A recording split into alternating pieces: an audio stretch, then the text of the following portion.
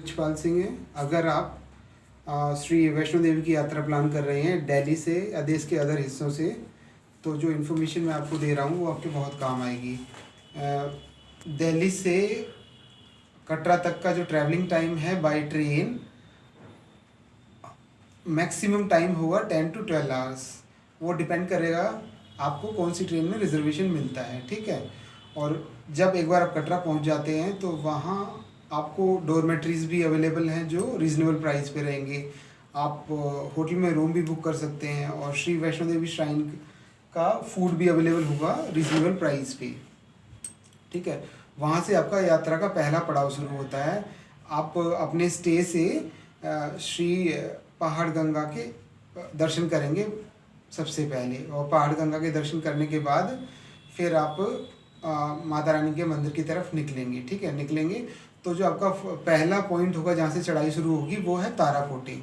वहाँ पे आपका फ्रिस्किंग होगा और वहाँ से आपकी चढ़ाई शुरू हो जाएगी। वहाँ से आप निकलेंगे अर्धकुमारी की तरफ, तो वहाँ से अर्धकुमारी की कुल दूरी है 7 किलोमीटर, ठीक है। और अर्धकुमारी आपकी यात्रा का आधा पड़ाव पूरा होता है। वहाँ पे आपको अगर वहाँ पे एक गुफा है, पवित्र गुफा है जिसके दर्शन करने के लिए, जिसमें जाने के लिए लोग मतलब रुकते हैं वहाँ पे। तो वहाँ पे स्टे टाइम रहता है कुछ, कभी 2 दिन कभी 3 दिन, काफ़ी रश होता है वहाँ पे। अगर आपके पास टाइम है तो आप वहाँ पे रुक सकते हो, अदरवाइज़ आप यात्रा का अगला पड़ाव शुरू कर सकते हो। वहाँ से 2 मार्ग हैं, 2 रास्ते हैं माता रानी के भवन की तरफ। पहला है हिमकोटी मार्ग है जिस पे घोड़े नहीं जाते हैं, वो 5 से 6 किलोमीटर है। दूसरा है चरण पादुका मार्ग जिस पे घोड़े जाते हैं, वो 6 किलोमीटर है, ठीक है। वो यात्रा जब आप पूरी कर लेंगे तो उसके बाद जब माता रानी के भवन के पास पहुंच जाएंगे तो वहाँ आप स्नान कर सकते हैं। और फिर वहाँ पे लॉकर्स भी अवेलेबल हैं, जो भी आपका मतलब लगेज रहेगा और जो भी शूज़ रहेंगे, स्लीपर्स रहेंगे, वो आप लॉकर में रख के फिर माता रानी के दर्शन के लिए लाइन में लग जाएंगे, ठीक है।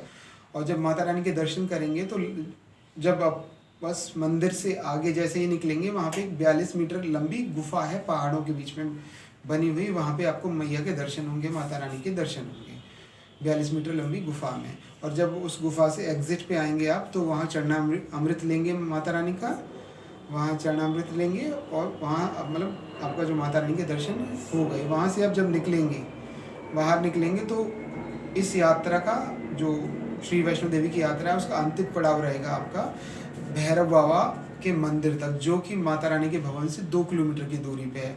वो आप तय कर सकते हैं, एयर कैब के थ्रू कर सकते हैं। एयर कैब जो आपको पर हेड 100 रुपीज़ पे करना होगा। अदरवाइज़ वहाँ पे स्टेयर्स भी बनी है, सीढ़ियाँ भी, जिनके थ्रू आप जा सकते हैं।